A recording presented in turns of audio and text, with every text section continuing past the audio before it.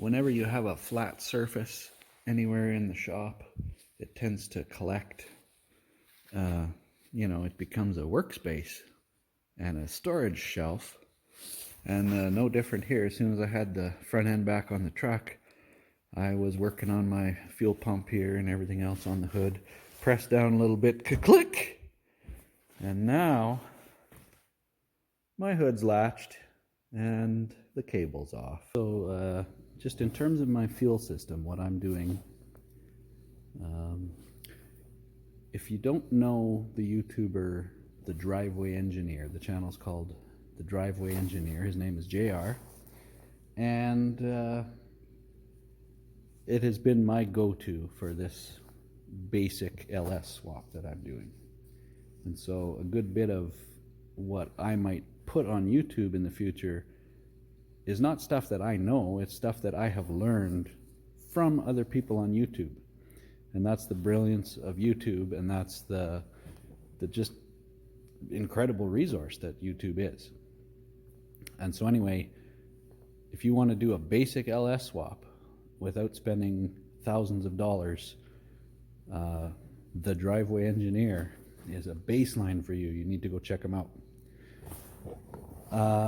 This truck was a fuel injected truck. So that's your first, if you're putting an LS motor in an older vehicle, you need a fuel tank that supports a fuel injected pump. And what that basically means is inside your fuel tank, oh, hang on, I'm going to grab my light. That's the stock tank out of this truck, which incidentally, this truck has been parked for 18 years. And that tank had some gas in it when it was parked. And it came out. This is the old unit here. It looked like it was probably about half full of gas by the way it looked, because everything about from halfway in to halfway down, you see this, I've still got some rust in that tank, but you'll see there's a plastic tray inside this tank where the pump sits, and it's designed to keep fuel around the pump under hard acceleration or braking. If you have a low fuel level in your tank, I'm trying to get my light here positioned so that clean tank-ish. I'm still going to do more there. But I just wanted to show you a little bit of what I've got set up here now. And this is straight off JR's channel. These Chemso pumps he recommends. So, I mean, I'm not selling them. They're very cheap on eBay. Gonna have a little more output than the stock 4.3 liter. That's is from Rock Auto. It's just bone stock 4.3 liter S10. It fits right in that factory tank.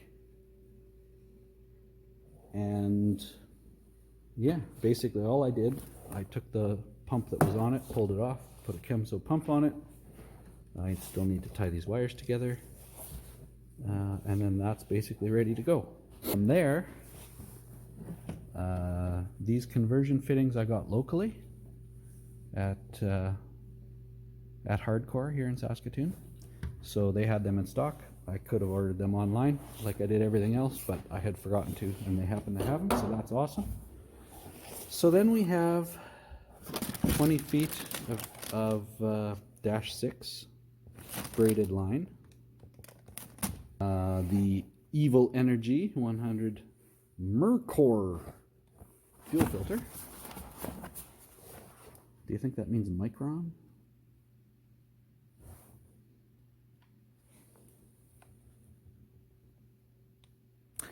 Anyways, also got the Amazon, that might be junk, but we'll see.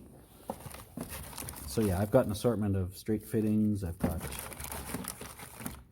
some 45s, I got some whatever, some really fancy electrical tape here that I assume helps me cut this hose.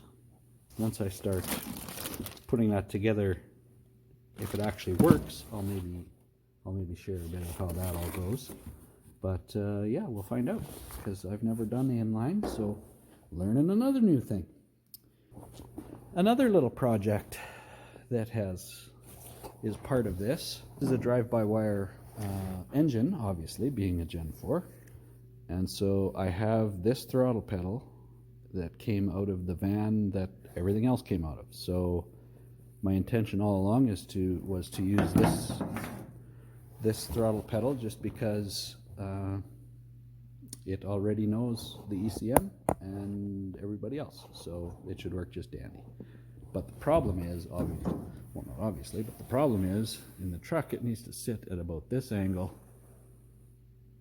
which the van had a much different angle of mounting.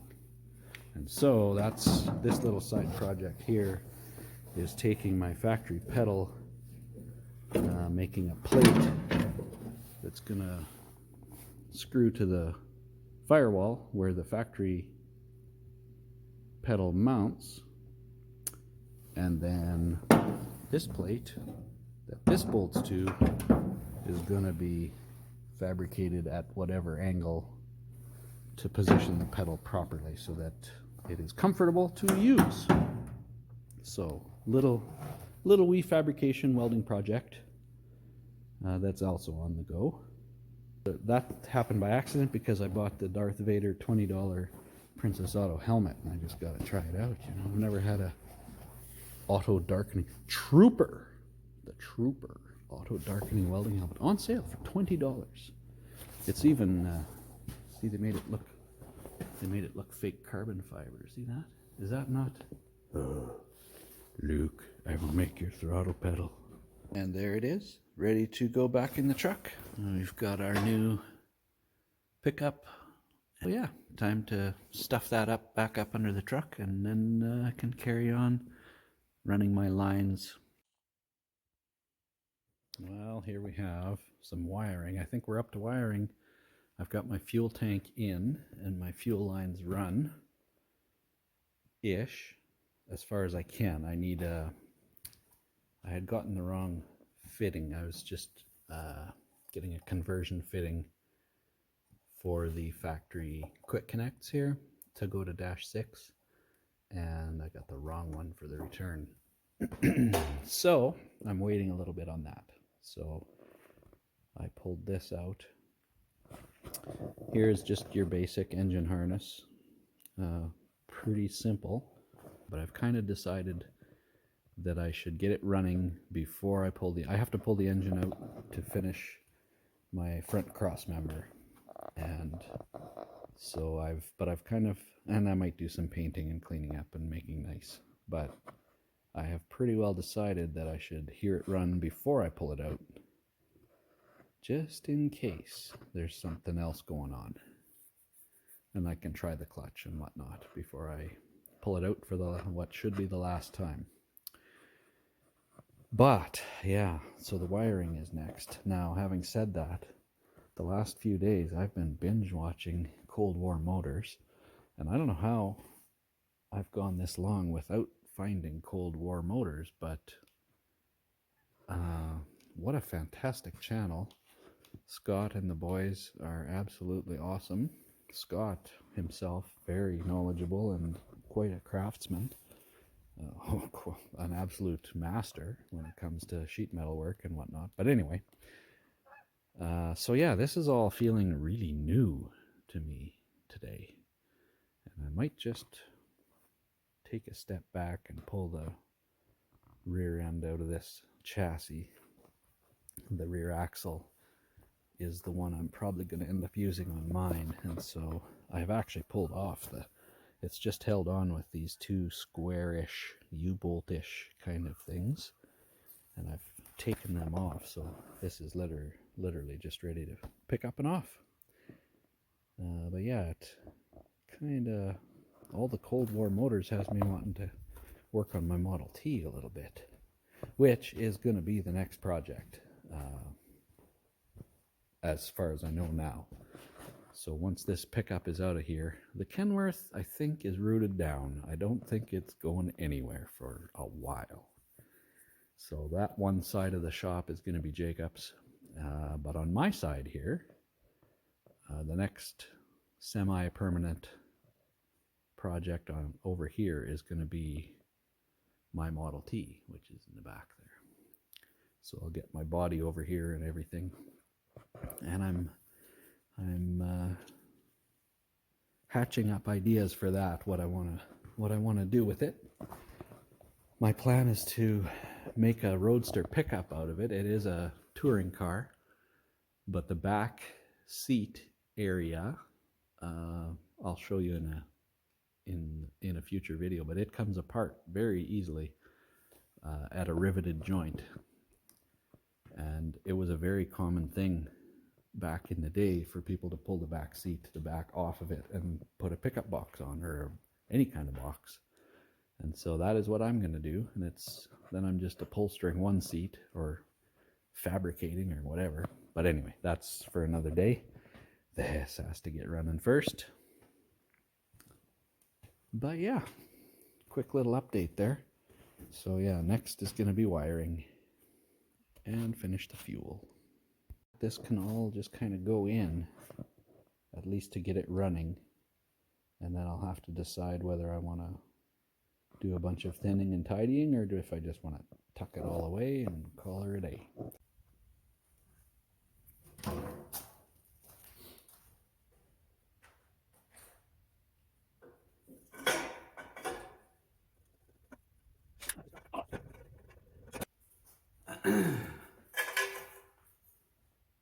Let's look together.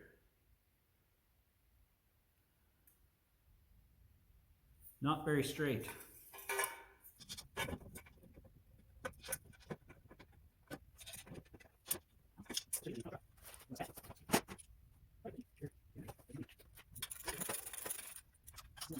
Just going to bring you in here and show you what that looks like once it's on.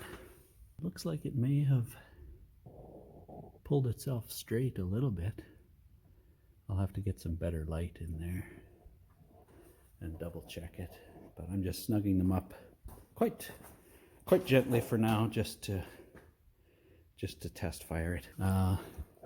So yeah, this side you're dealing with suspension, you're dealing with engine mount, and still to be coming steering shaft. I'll try and bolt this side on.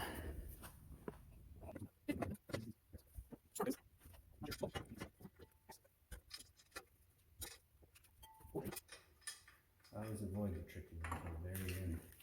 Do the worst one last.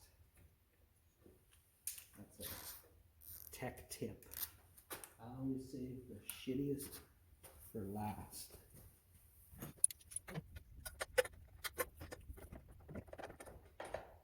That doesn't even count as shitty. That wasn't bad at all.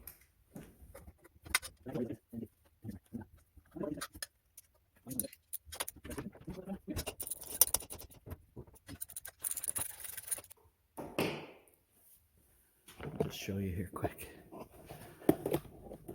So that's how it sits. It's definitely hitting here, but I can just grind a little bit away there. And it's hard to see. I also have brake lines that I need to reroute here. Obviously, you don't want them running against the header. But yeah, it's basically in there. And those flanges